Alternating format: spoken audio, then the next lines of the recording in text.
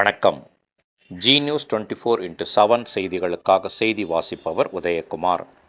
காதர்வேடு கிராமம் கிராம தேவி அருள்மிகு ஸ்ரீ கொம்மாத்தம்மன் திருக்கோவிலின் மகா கும்பாபிஷேக விழாவில் திரளான பக்தர்கள் பங்கேற்று சுவாமி தரிசனம் செய்தனர். திருவள்ளூர் மாவட்டம் எல்லாபுரம் ஒன்றியம் காதர்வேடு கிராமத்தில் அருள்மிகு ஸ்ரீ கொம்மாத்தம்மன் திருக்கோவில் உள்ளது. பிரசித்தி பெற்ற கிராம தேவி திருக்கோவிலான இக்கோவில் சுமார் 150 ஆண்டுகள் பழமை வாய்ந்ததாகும். இத்திருக்கோவிலை கிராம மக்கள் புனரமைத்து நவக்கிரக தேவதைகள் உள்ளிட்ட பிரகார தெய்வங்களை பிரதிஷ்டை செய்தனர்.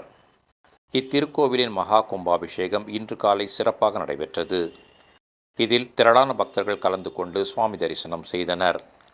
கும்பாபிஷேக விழாவை முன்னிட்டு கடந்த புதன்கிழமை கிராம மக்கள் சார்பில் ஊர்கூடி திருக்கோவில் வளாகத்தில் பொங்கல் வைக்கும் நிகழ்ச்சி நடைபெற்றது.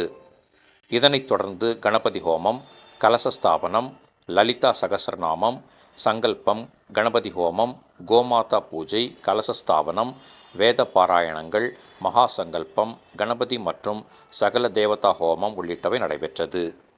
இன்று காலை 9 மணிக்கு புனித நீர் அடங்கிய கலசங்கள் மங்கள வாத்தியம் முழங்க வான வேடிக்கையுடன் சேகர் சர்மா, பாலாஜி சர்மா ஆகியோர் தலைமையில் திருக்கோவிலின் பூஜாரி சம்பத் முன்னிலையில் பிரகார புறப்பாடு வரும் நிகழ்ச்சி நடைபெற்றது.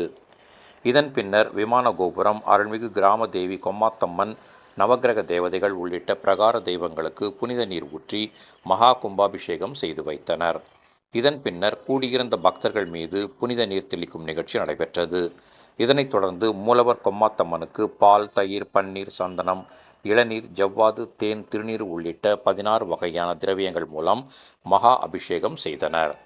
பின்னர் மகா அலங்காரம், மகா தீபாராதனை காண்பிக்கப்பட்டது.